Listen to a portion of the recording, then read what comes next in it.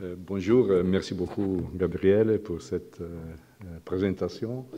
Je suis vraiment honoré et c'est un privilège pour moi d'être ici à fêter Gabriel qui a contribué beaucoup à notre passion pour la physique.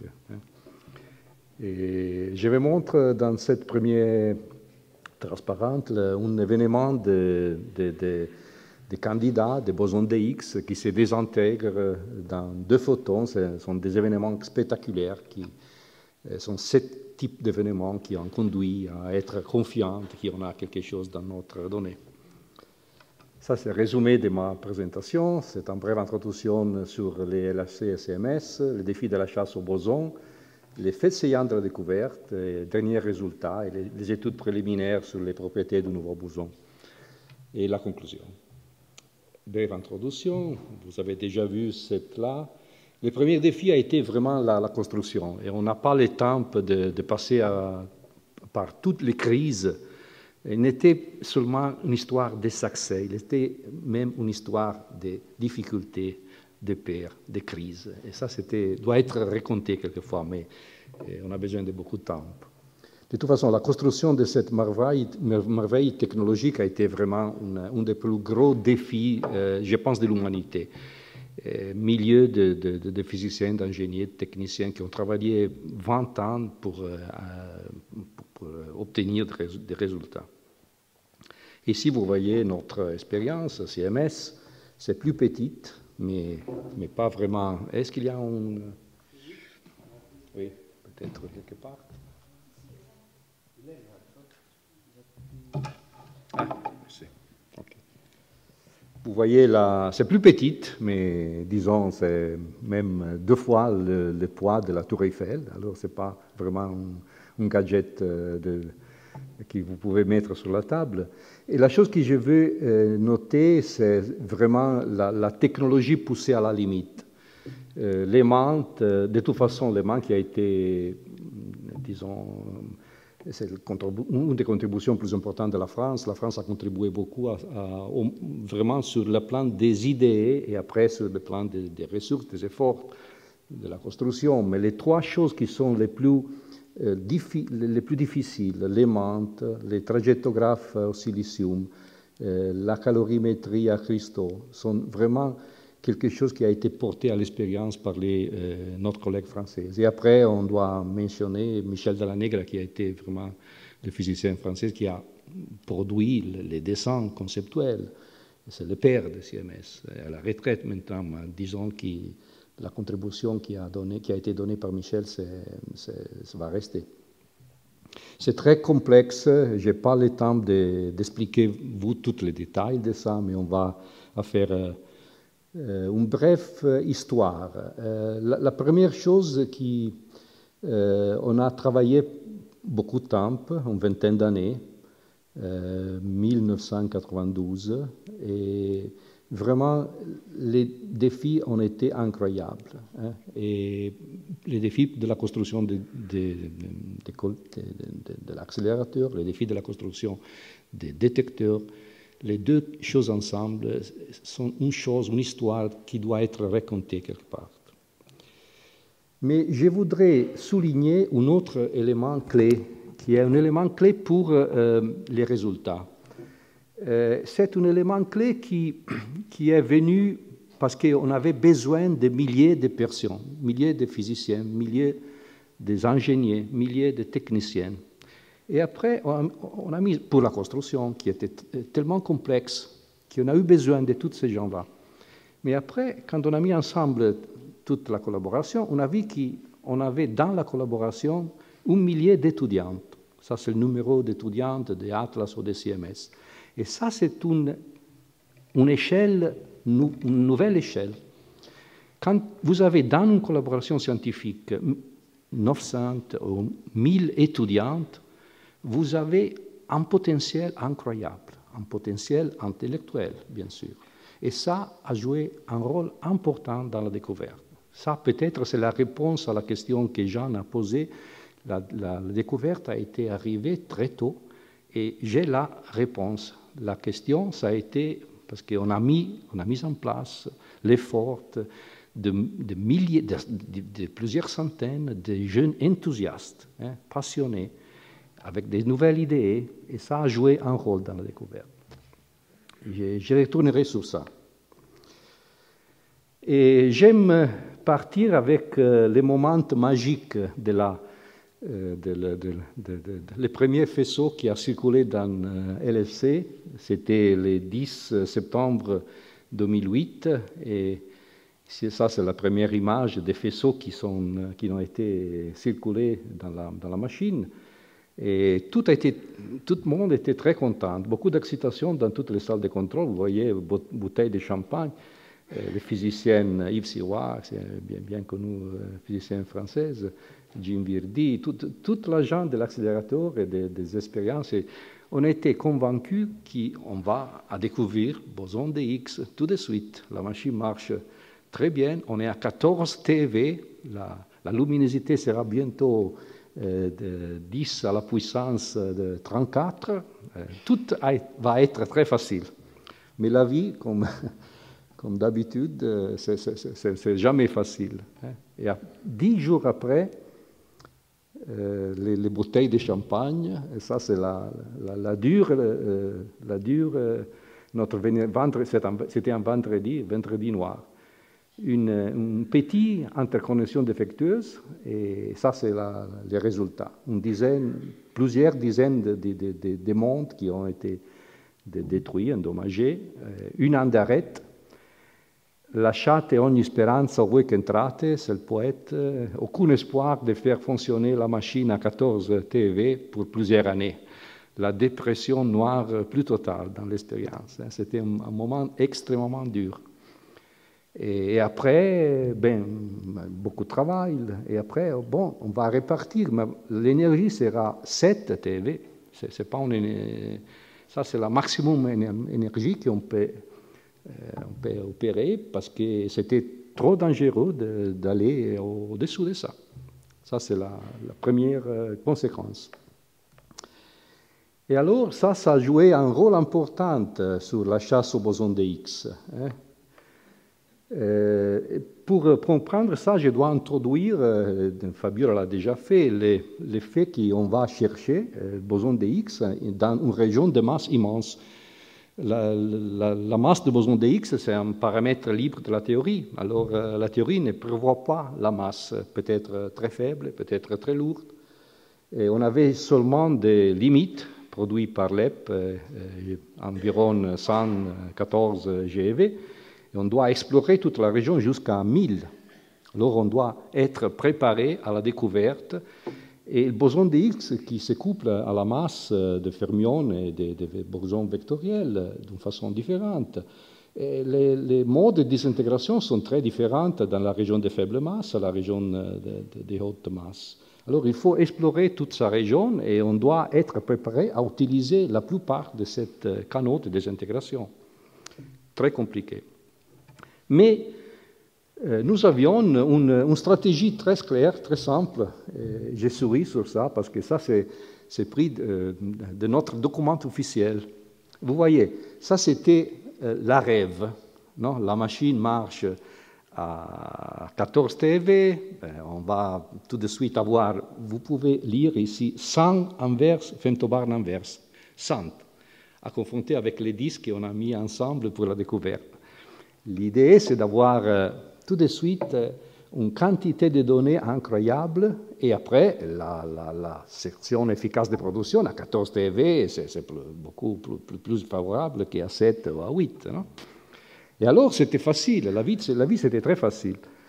Dans la région des masses faibles, disons au-dessous des 140, on peut découvrir avec 5 sigma, justement avec une seule canal. X, H to gamma gamma, deux photons, parfait. Si le X est plus lourd, un petit peu, la région intermédiaire, on va utiliser un autre canal. C'est le ZZ. ZZ, vous voyez, très facile à identifier, même avec l'œil. Un pic ici qui est 5 sigma, une année, 2 années de travail. Si le X est plus lourd encore, disons 500, alors on va identifier le X avec les deux bosons vectoriels intermédiaires dans lesquels il va désintégrer. Une boson, il va être reconstruit avec de leptons, et l'autre avec des jets, pour avoir plusieurs événements. Et vous voyez, c'est même facile, il n'y a en principe aucune fonde, c'est très facile d'avoir un signal. Mais ça, c'est la rêve. Ça, c'est la rêve. Et on a dû détruire cette rêve parce que ça, c'est dû au fait qu'on a 100 inverses femtobarres à 14 dB. Et la réalité a été absolument plus difficile. Mais on a mis ensemble une nouvelle stratégie. Et ça, c'était un moment important. Ça, sont des plots qu'on a mis ensemble dans octobre 2010. Et après une année, on a pris les premières données, on a vu que la machine tournait très bien, et on a dit, OK, peut-être on peut essayer quelque chose, mais on doit changer complètement de stratégie.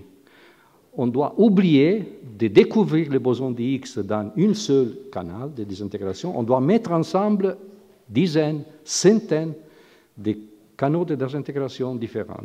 Et on doit faire un travail énorme. Et on doit faire ce travail, et on doit partir de zéro, en principe. Vous voyez ici les prévisions. Hein. Si on est capable, avec 5 femtobarres inverses, 7 TeV, mais on doit mettre ensemble dizaines de canaux, on peut avoir une sensibilité, on pourrait exclure la présence du boson de X dans toute la région. Et si le boson de X est là, on peut avoir les premières, disons, soupçons qu'il y a quelque chose qui se passe là. Et sera relativement facile dans la région de masse élevée, et sera très difficile dans la région de masse faible. Ici, vous voyez, si le boson sera caché dans cette région, on va avoir 2, 3 sigma, pas plus, mettant ensemble dizaines, centaines de canaux de désintégration. Mais la chose importante, c'est que chaque canal, en particulier dans cette région, apporte des informations. Il faut faire un travail énorme pour optimiser tous les outils, pour avoir la possibilité de voir quelque chose. Autrefois, il faut oublier la découverte du boson de X dans cette condition. Et vous voyez, c'est très facile. Quand vous êtes ici, vous multipliez le numéro de canaux de désintégration. Chaque canal de désintégration, il y a beaucoup d'états finaux. C'est très facile d'avoir des centaines d'analyses diverses. Et ça, c'est la raison qu'on a eu de mettre au travail le millier d'étudiants qui étaient dans la collaboration. Et ça, c'est l'objectif qu'on a défini avec une belle dose de folie, je pense, à ce temps, parce qu'il n'y avait pas beaucoup de monde convaincu que cet objectif peut être réalistique, peut être réalisé. Nous allons découvrir ou exclure pour toujours le boson de X avant d'entrer dans la longue arête nécessaire pour faire fonctionner les LHC à 14 dB. Ça, c'était le bout. Hein. Et ça, c'était la mission impossible à laquelle on a appelé la partie jeune, passionnée, enthousiastique de la collaboration. Et si nous sommes ici, je pense qu'il est vraiment grâce à cet effort incroyable qui a été mis en place et qui a été mis en place en particulier par la partie jeune de la collaboration, qui ont porté de nouvelles idées, des approches entièrement nouvelles, des outils d'analyse très agressifs, modernes, qui nous ont portés à ce jour-là. Je vous donne quelques exemples. La chasse du boson de X, c'est comme la somme. Il nécessite une optimisation de tous les outils. Hein. On doit utiliser les leptons, électrons, muons, les toses, les photons. On doit avoir une résolution angulaire d'impulsion d'énergie la plus performante. On doit faire des algorithmes d'isolation qui sont parfaits. On doit faire l'étiquetage des bijettes avec l'efficacité plus haut. Et comme ça, il n'y a aucun outil qui n'est pas utilisé pour la chasse. Ce n'est pas une chasse simple, c'est une chasse qui vraiment nécessite d'avoir tous les outils qui ont été développés par la physique dans les dernières 50 années optimisés.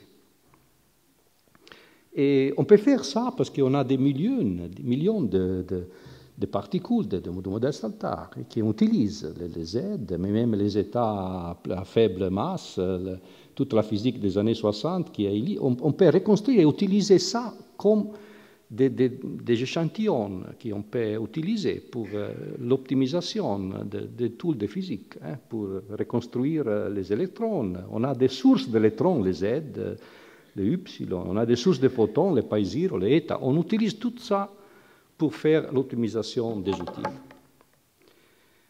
Par exemple, vous voyez ici, pour les muons, on fait tous les efforts pour avoir une efficacité qui est la plus proche possible à 100%, parce que si on va perdre un muon, on perd peut-être un muon de 4 muons qui viennent de 2 Z, qui viennent du boson de X. On n'a pas cette possibilité. Alors, on a fait vraiment un effort incroyable. D'un côté, pour pousser l'efficacité juste à 100%, et de l'autre côté, vous voyez l'impulsion transverse, pour être capable de reconstruire des muons jusqu'à 5, 6, 7 GeV. Parce que, par exemple, dans les intégrations de X, 2Z vont à 4 leptons. Vous voyez, deux leptons sont toujours, ce n'est pas un shell, un des 2Z. Alors, les 2 leptons, peut-être qu'ils sont des leptons à 7, 6, 15 GeV. Alors, on doit être capable d'avoir une efficacité même dans la partie à très faible énergie. Et le même, c'est pour les électrons. Vous voyez ici, c'est 10, 15 GeV. Et les taux, on ne peut pas transcourir les taux. Les taux doivent être compris très bien, parce que ce sont des leptons qui sont importants, même plus importants que les électrons et les muons. Et on doit mesurer tous les processus. Fabio l'a déjà montré ça. On doit, disons, mesurer les processus d'électrofaibles pour comprendre les fonds pour l'X. L'X, c'est là-bas. La section efficace de production, c'est là-bas, c'est cette région. Et on doit croire qu'on est capable de couvrir toute cette région sur plusieurs ordres de magnitude. Et quand on a fait ça, alors on est prêt à faire les pas, à marcher sur la découverte. La première étape décisive pour moi, c'était à la fin de 2011. La machine a marché d'une façon exceptionnelle. Une femtobarre en verre était le but officiel de la machine, mais ils ont été capables de nous donner 5. Et 5, si vous vous souvenez le numéro qu'on a discuté en précédent, c'était la limite. Quand on passe à 5, on est dans la région de la découverte. On commence à faire les choses sérieuses. Et 5, on l'a crossé à la fin de décembre, à la fin de 2011. Et pour la première fois, la quantité de données était suffisante pour nous permettre de dire quelque chose de significatif sur ça. Et ça, c'est les choses qu'on a vues. Ça, c'est une exclusion. Si vous voyez les données qui sont en noir, au-dessous de la ligne rouge, ça veut dire que dans cette région de masse, il n'y a aucun espoir d'avoir un boson de X modèle standard. Et vous voyez qu'ils ont été capables tout de suite de faire une exclusion jusqu'à 600 GeV, mais dans la région de faible masse, il y a quelque chose. Et ça, c'était le premier signe qu'il y a quelque chose qui peut être vraiment intéressant. Il y a un excès. L'excès, ce n'est pas énorme, c'est l'excès 2,6 entre 2 et 3. Et ça, c'était exactement le type d'excès qu'on expecte s'il y a quelque chose qui se marche là-bas. Mais, disons, on a besoin d'autres données pour être sûr qu'il y a vraiment une découverte, parce que 2,6, on ne peut pas annoncer au monde la découverte avec ce niveau de significance statistique. Et depuis ça, on a pris de nouvelles données, 2012, à 8 TeV, Et on a fait l'analyse aveugle, hein, parce qu'on a vu déjà quelque chose qui va être peut-être présent à 125, et alors on doit éviter toute forme de partialité scientifique ou partialité psychologique. C'est très facile de faire des coupures qui sont vraiment optimisées pour trouver le signal, hein, mais ça c'est dangereux dans notre champ. Alors on a fait le choix de faire toutes les choses à l'aveugle. Hein. Ça veut dire qu'on peut utiliser bien sûr les données, mais on ne peut pas regarder les données dans la région signal. On peut regarder les données dans la région de fond, les côtés latéraux, et on peut optimiser toutes les analyses avec Monte Carlo et la région qui n'est pas la région signal des données. Et à un certain moment, on a ouvert la boîte données, et c'était mi-juin, et ça, c'est les choses qu'on a vues. Mais après, avant la description de soi, je vous montre quelles sont notre prévision. Ça, c'est la sensibilité prévue dans la région de faible masse. On est ici, autour de 125, et vous voyez que les 5 canaux de désintégration plus importantes, c'est TOTO, BB, 2 photons, 2Z et 2 W, les 3 bosoniques sont les 3 qui ont vraiment quelques poids. Hein. Les canaux fermioniques sont très faibles. Alors c'était très difficile de voir quelque chose avec la statistique 5 plus 5 femtobarn inverse avec les canaux fermioniques. Il faut concentrer l'attention sur les canaux bosoniques, qui sont tout à fait les canaux qui ont joué un rôle clé dans la découverte. Et si on regarde les 3 canaux bosoniques, le premier c'est H en WW qui prend 2 leptons de neutrinos. Le signal c'est très facile, ce sont 2 leptons de haute impulsion transverse et l'énergie transverse manquante qui est due à la présence de neutrinos dans l'événement. Mais la chose qu'on a des neutrinos, c'est dommage parce qu'on ne peut pas avoir un pic étroit, hein, parce que l'énergie transverse manquante produit un excès qui est large. Hein. Alors vous voyez qu'il y a quelque chose ici. Vous voyez que dans cette distribution, que la masse invariante du système de 2 leptons, qui doit être en présence d'un signal de X, doit montrer un excès dans cette région-là, c'est le rouge. Oui, il y a quelque chose. Les données semblent être peu compatibles avec les sources de fond, de bruit de fond qu'on a bien compris, mais sera franchement difficile d'annoncer au monde une découverte basée sur ces données, hein, parce qu'on a beaucoup de possibilités d'avoir surestimé les fonds, par exemple. Alors ça, c'était pas vraiment convaincant. Hein. Mais les canaux qui ont joué un rôle vraiment clé sont les canaux de Higgs qui vont en 2 photons. Le signal, c'est spectaculaire, 2 photons très énergétiques, isolés, et on doit rechercher un excès de masse très étroite sur un fond qui tombe en douceur. Et la résolution est excellente, c'est la résolution 1-2%, et la pureté du signal, c'est pas mal. Et quand on met sur place les résultats, alors on voit effectivement qu'il y a quelque chose qui se passe ici. C'est la région des 125, la même région qui était sur le microscope. Et il y a un pic clairement visible qui correspond à un excès. La probabilité que c'est le fond, le bruit du fond qui produit ces pics, c'est vraiment très petite. C'est une probabilité qui est entre 10-4 et 10-5, ça correspond à plus que 4 écarts sigma. Et l'étape finale a été l'utilisation de canal doré, les canaux dans lesquels les bosons de Higgs se désintègrent entre 2Z, et 2Z ils vont être désintégrés que 4 électrons, 4 muons, 2 électrons et 2 muons. Et encore ici, la signature, c'est très facile, c'est spectaculaire. 4 leptons, haute impulsion transverse, isolés, qui viennent du même vertex, du même point d'interaction.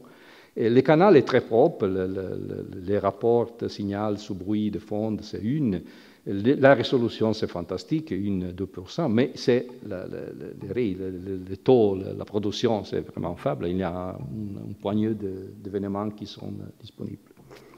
De toute façon, la chose qui a déclenché la découverte, c'est la coïncidence entre l'excès WW, le pic de photons et les pics en 4 leptons. Vous voyez ici que dans cette région-là, on a quelque chose qui se marche. Et c'est un pic clairement visible, et encore c'est 3 sigma. Et si vous mettez ensemble les deux choses, ça c'est la composition de l'annonce au niveau des 5 sigma. Vous voyez que ça c'est la statistique 2011 et statistique 2012. Oui, on a dans la même région le même signal qui est venu, et on a, disons, à ce moment-là, on a décidé de n'être pas plus prudente. Et on a dit, oh, bon, on a découvert quelque chose là-bas. Et ça, c'était le 4 juillet. Et pour moi, et je pense même pour les jeunes physiques, c'est important de signaler que tout notre monde a changé. On a travaillé 20 ans, il y a des gens qui ont travaillé même plus sur ce sujet. C'est un sujet qui est ouvert il y a jusqu'à 50 ans peut-être, et tout a changé en un intervalle de temps qui est très petit, 7 mois. Ça peut être même pour le futur. On doit être, disons, prudente à se lancer dans le pessimisme. Quelquefois, la nature nous réserve des surprises dans un intervalle de temps très court. Et ça, c'était notre privilège. Et maintenant, je viens avec les questions ouvertes au moment de la découverte et les derniers résultats. Les 3 questions plus importantes, est-ce vraiment le boson de Higgs? Est-ce un scalaire? On a découvert un boson, on est sûr, mais on doit faire des autres travaux pour être sûr de ça. Et après, je vous montre les deux résultats avec l'intensité du signal divisé par différents modes de désintégration d'Atlas et CMS. Et c'est intéressant de noter, une, c'est le modèle standard. Et ici, vous voyez, les valeurs sont distribuées bien autour de une. Mais la chose qui a produit quelques excitations et quelques discussions a été le fait que les deux expériences, la première chose, il n'y a aucun signal intéressant, disons, dans les canaux fermioniques, BB et tau-tau. Et le fait qu'il n'y a aucun signal, peut-être que nous avons besoin de plus de données, parce que vous avez vu, les deux canaux sont à faible sensibilité. On a besoin de plus statistiques pour avoir un signal intéressant là-bas. Ou peut-être qu'il y a quelque chose qui ne marche pas dans le Yukawa coupling qui va décider la masse des fermions, parce qu'à la fin de la journée, le boson a été inventé pour donner la masse W, Z. Et le fermion a été ajouté, oui, c'est un ajout naturel, mais peut-être que si on n'a pas vraiment une évidence de découplage au fermion, il y a un autre mécanisme qui est en marche là-bas. Quelques excitations, quelques discussions là-bas. Et l'autre source d'excitation, c'est ça. Les deux expériences, les premières données indiquaient que le taux de production et de désintégration en diphoton dans les deux expériences était un petit peu plus grand. Il y a un soupçon d'un excès. Et encore, la statistique n'était vraiment convaincante. Mais de toute façon, les deux expériences ont montré en juillet que le couplage ici paraît être un petit peu excessif. Et ça, c'est extrêmement intéressant parce que dans les boucles qui produisent ce mode de désintégration, à la production, il a une boucle de top. À la désintégration, il a une boucle W. Quelques nouvelles particules chargées pouvaient être déjà dans notre donnée. Alors ça, c'était peut-être extrêmement intéressant. C'est peut-être la statistique, et peut-être le premier signe déjà d'une nouvelle physique. Alors ça, c'est la raison qu'on a marché avec une marche très serrée à essayer de comprendre cette question. Et je vous montre le dernier résultat. On a pris des données jusqu'à la fin de l'année, jusqu'à ici. La découverte a été produite ici. Je vous montre les résultats qui ont été montrés pendant l'année jusqu'à les derniers résultats qui ont été montrés la semaine dernière. La première chose, c'est une bonne nouvelle, l'intensité du signal, oui, le signal est là. OK, on n'avait pas aucun doute, mais c'est rassurant de voir qu'on trouve les signaux qui deviennent plus significatifs, plus forts. Vous voyez ici, j'aime beaucoup cette représentation du mode ZZ 4 leptons, parce que vous voyez, on cherche vraiment toute la région. Hein. On connaît déjà qu'il y a quelque chose ici. OK, on voit le pic du boson de Higgs qui est devenu plus important que le pic de ZZ non résonant ici. Hein. Mais de toute façon, on va regarder même avec attention là-bas, parce qu'on peut là-bas trouver des autres surprises. Pour l'instant, malheureusement, il n'y a aucune surprise. Et de toute façon, le signal est aujourd'hui au niveau d'un seul canal au niveau de 6,7 sigma. Une chose qui nous a forcé à faire un travail incroyable, c'est ce qui s'est passé dans CMS, dans les canaux H en diphotons. À la découverte, on avait un signal très, très fort, disons, 4 sigma. Fantastique, on peut voir à l'œil. Et après, quand on a mis ensemble toute la statistique, cet signal est devenu plus petit. Et quand cette chose vient dans l'expérience, c'est le panique. Qu'est-ce qu'on a? On s'est trompé, on a changé des choses, on a fait des erreurs. On a passé littéralement 6 mois à travailler, à retravailler, réanalyser des données avant d'être sûr et de publier, présenter les données au public. C'est la statistique. Qu'est-ce qu'on a fait? On a vu un signal plus fort qu'attendu au moment de la découverte. Ça, c'est toujours le cas dans la découverte, bien fréquemment. Et après, quand on a accumulé de l'autre statistique, on a vu un signal qui est plus petit. Et quand on a mis toutes les choses ensemble, on a vu que le signal strength, l'intensité du signal dans ce canal, il est devenu... Ici, on a utilisé 2 différentes analyses, justement pour être sûr qu'on a compris bien qu'est-ce qu'on a fait. On a vu qu'on a des valeurs qui sont 0,8 ou 1,1 par respect au standard model. Et ça, c'est la vie. Hein? Et enfin, on a mesuré la masse, qui est un paramètre extrêmement important. C'est le seul paramètre libre de la théorie. Et une fois mesuré avec précision, nous pouvons extraire lambda et évaluer l'évolution du potentiel avec l'énergie. Et si on met déjà là, avec des assumptions qui sont très dures, qui sont décrites ici, mais pour moi, c'est intriguant que le potentiel de X, il semble qu'il s'annule à l'échelle de Planck. Qu'est-ce qu'il y a quelque chose? Il y a quelques messages là-bas, il y a quelque chose qu'on peut comprendre pour le fait qu'à cette masse 125, ça c'est la conséquence, c'est que le potentiel va être 0 ou presque 0, presque que la masse de Planck. Une autre chose que pour moi c'est vraiment excitante, c'est qu'on a découvert un scalaire fondamental. On a besoin d'un scalaire fondamental pour produire l'inflation. Et la question, je sais que c'est une question qui est posée d'une façon naïve, mais je pense que c'est important qu'on discute de ça, on mette ensemble les efforts, parce qu'un champ scalaire qui roule lentement, en principe, pourrait faire le boulot de l'inflaton.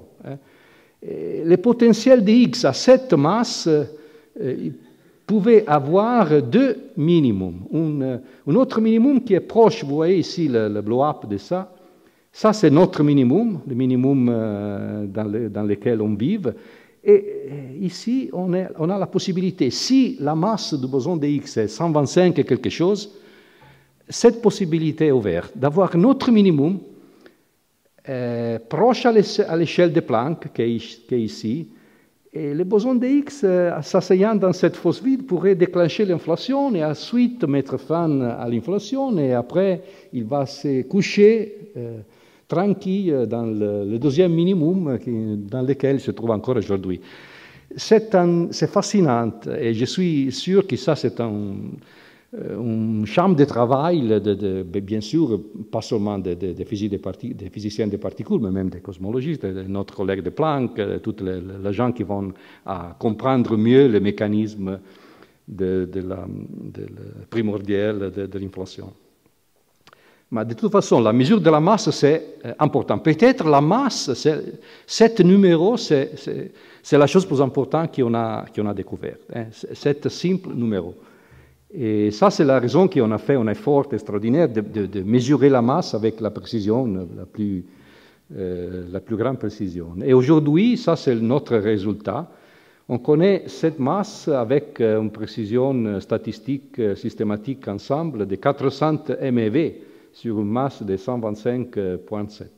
C'est pas mal.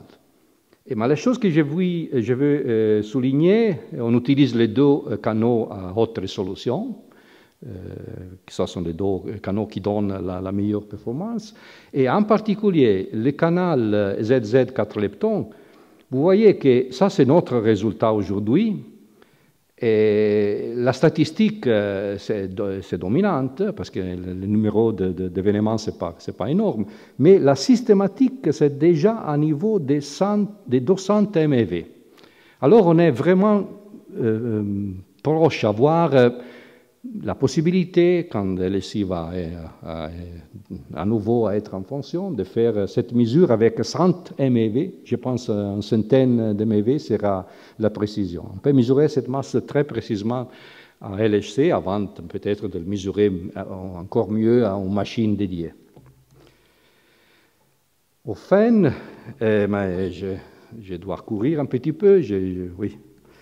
Je vais directement aux résultats, sans décrire. Si vous avez l'intérêt, vous pouvez donner un coup d'œil à la description technique de canal pour l'étude de l'accouplage des H aux fermions, en particulier H à BB.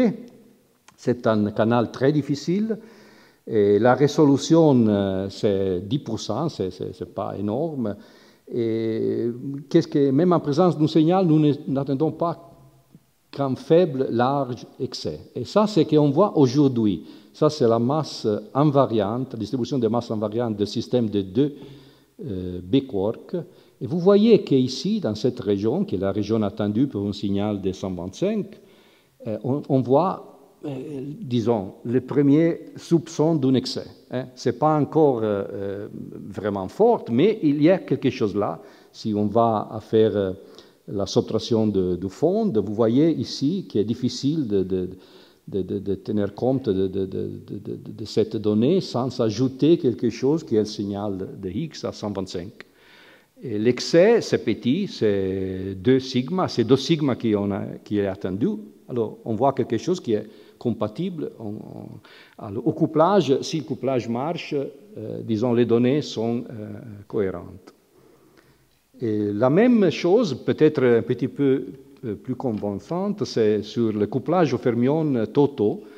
C'est très difficile encore. Vous voyez ici, dans le pic de la Z, il y a un petit excès.